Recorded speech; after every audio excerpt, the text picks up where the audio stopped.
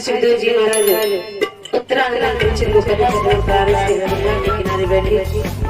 आज उत्तराखंड परिचित ने आज हमारे सुखदेव जी महाराज से प्रश्न कर दिया, प्रभु अभी तक आपने बहुत कथाएं सुनाई है, लेकिन अब मुझे कृपया करके सूर्यवंश की कथाएं सुना दो प्रभु। कैसे सूर्यवंश में भगवान मर्यादा पुरुषोत्तम राम ने कैसे अवतार लिया प्रभु, जरा इनके बारे में मुझे बताएं। उसी समय श्री सुखदेव जी महाराज बताने लगे, उत्तराखंड परिचित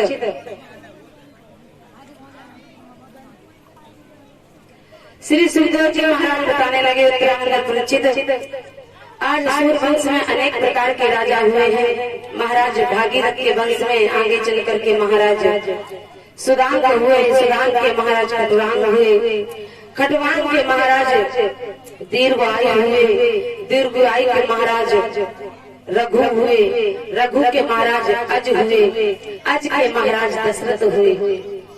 महाराज दशरथ चक्रवर्ती सम्राट थे, अयोध्या के राजा थे, बड़े ही अच्छे राजा थे, प्रजा का पालन पोषण पुत्र के समान देने वाले इतने सुंदर राजा थे। इनके घर में सब प्रकार का सुख था भक्तों, लेकिन संतान नहीं थी। संतानहीन दुख सबको बर्दाश्त नहीं होता है। राजा दशरथ जी के घर में कोई संतान नहीं थी। बेटा प्रसाद ले लो।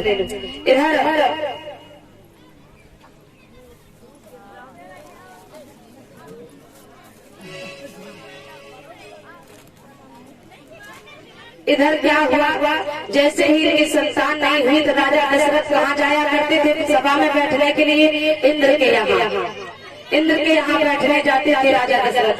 तो राजा दशरथ ने एक दिन बड़ा अद्भुत दृश्य देखा। क्या देखा कि जैसे ही राजा दशरथ वहाँ से उठ करके भक्तों चले आए तो इंद्र पूरा इंद्रासन को धुलाए। क्यों धुलाए? इसलिए कि राजा निर्वंशी राजा है, कोई पुत्र नहीं है।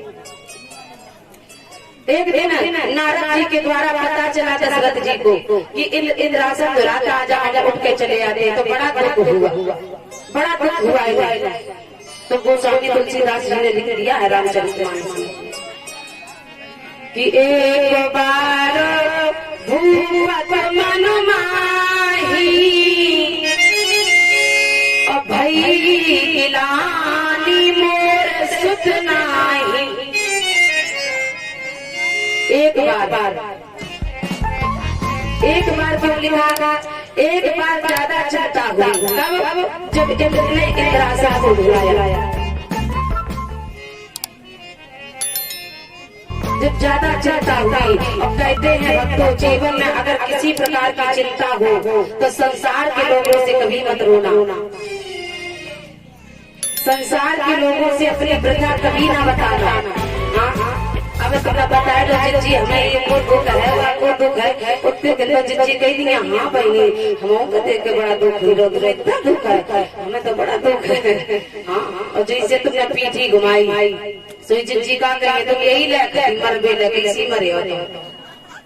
हाँ, तो अगर जीवन में दुख हो, और कहते हैं अगर जिंदगी में कभी दुख पड़े किसी प्रकार का XYZ तो भगवान के सामने रोना, भगवान के मंदिर में रो लेना, माता रानी के मंदिर में रो लेना, गुरु जी के पास में जाकर के रो लेना, लेकिन संसार के लोगों से कभी मत रोना। क्यों? संसार के लोगों से रोने से कोई लाभ नहीं मिलेगा। तो दशरथ जी के जीवन में चिंता हुई और चिंता के लिए बताया गया है, चिंता जिसके जीवन में हो जाए तो चिंता चिता के प्रतीक होती है। आज कहते हैं चिंता चिता से बढ़कर है, नर को निर्जीव बनाती है, और चिंता जीते को खाती है, चिता मुर्दे को जलाती है। जिसके जीवन में चिंता हो जाए, चाहे वो व्यक्ति हो, चाहे वो पेड़ पौधा हो, पेड़ पौधे में देखना चिंता रूपी दीमक लग जाते हैं तो पेड़ धराशायी हो जाता है। व्यक्ति के जीवन में अगर चिंता होती है, व्यक्ति धराशायी हो जाता है। चिंता चिता के प्रतीक है, इसलिए जीवन में कभी चिंता आए तो कभी किसी से मत रोना, भगवान के दरबार में जाना। दशरथ जी के जीवन में चिंता हुई तो कहाँ गए कि गुरु ग्रह गयो तुरंत महिपाला, और हाथी जोड़े कर बिनई विशाला। जब चिंता हुई तो गुरु जी के पास गए और हाथ जोड़ करके निवेदन करने लगे, गुरु जी मेरे जीवन में बड़ी चिंता है, मेरे पुत्र नहीं है, पुत्र का वियोग है, गुरु जी आप मुझे कुछ उपाय बताइए। और हाथ जोड़ करके क्या राजा दशरथ ने कहा गुरु जी से कि जोड़ कर हाथ दशरथ ने, कि जोड़ कर हाथ दशरथ ने बचन कैसे उचारे हैं, जोड़ कर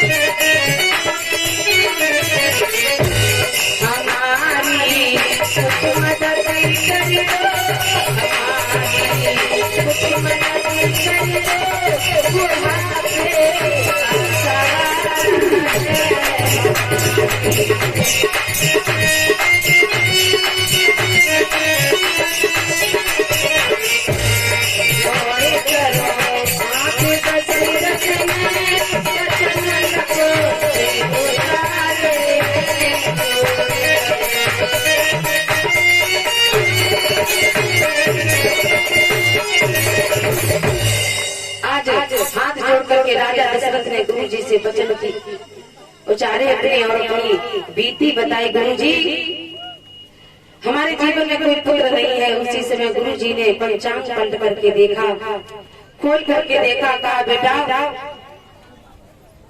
तुम्हारे जीवन में एक नहीं, दो नहीं, तीन नहीं, चार पुत्रों की प्राप्ति लिखी है। दशरथ जी कहने लगे चार पुत्रों की प्राप्ति, चार पुत्र मिलेंगे कैसे? उसी समय राजा दशरथ ने कहा गुरु जी चार पुत्रों की प्राप्ति कैसे होगी, कृपया करके मुझे बताएं।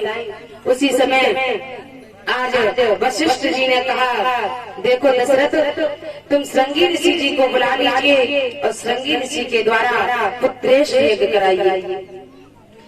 कि श्रृंगी ऋषि मुनि वशिष्ठ बुलावा और पुत्रेश शुभ यज्ञ करावा। श्रृंगी ऋषि को बुलाइए और श्रृंगी ऋषि के द्वारा पुत्रेश यज्ञ कराइए, तुम्हारे घर में पुत्र की प्राप्ति होगी।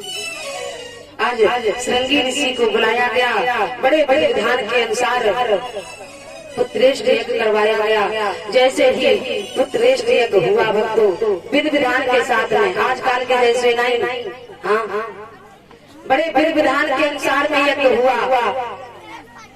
और जैसे ही विधि विधान के साथ में यज्ञ हुआ तो उसी समय क्या हुआ, अग्नि देवता प्रकट हो। कैसे प्रकट हुए कि अग्नि देव झट से प्रकट वहाँ हो गए। अग्नि देव झट से प्रकट वहाँ हो गए।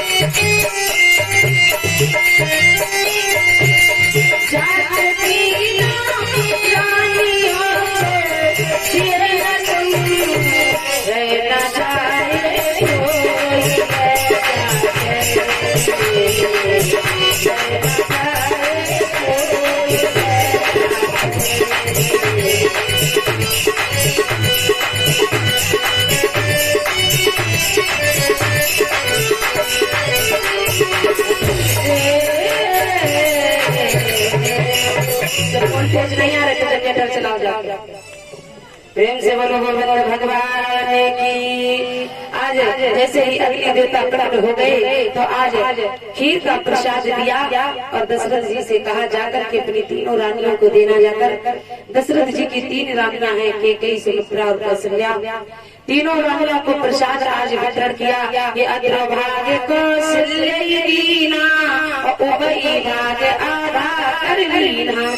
आधा भाग भैया कौशल्या को दीना और आधे से आधा आधा करके भैया सुमित्रा और केकई को दिया। तीनों रानियों ने प्रसाद खाया।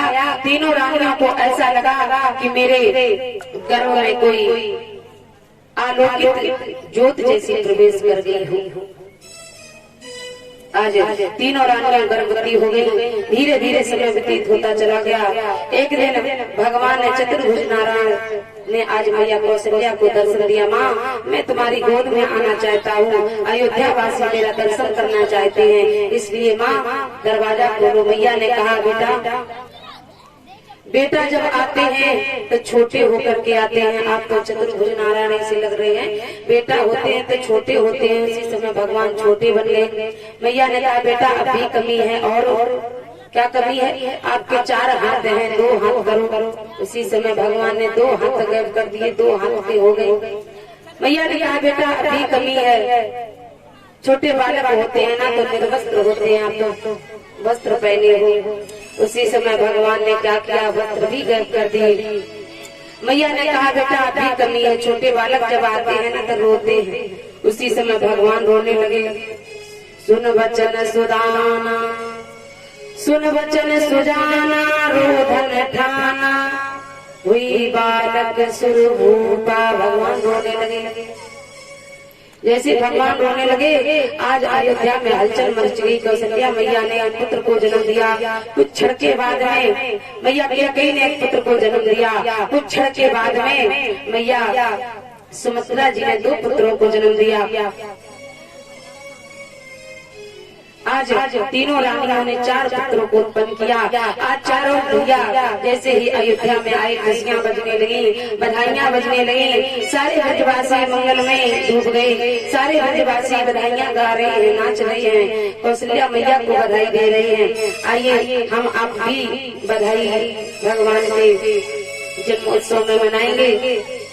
और माताएं जो भी भगवान के मर्यादा पुरुषोत्तम राम का अवतार हुआ है, माताएं जो भी नृत्य करना चाहती हो, झूमना चाहती हो, तो उठ करके आ जाओगे। और भैया लोग अपनी जगह पर उठ करके झूम सकते हैं, क्योंकि भगवान के दरबार में शर्म नहीं की जाती है। आज बधाइयां बज रही हैं। कहाँ पे? अयोध्या में। कहाँ एक बालक नहीं थे, 4 बालक आगे राजा दशरथ के यहाँ पे बधाइयां बजने लगे। आवाज बढ़ा उसकी माइक में थोड़ी कि दशरथ घर जन्मे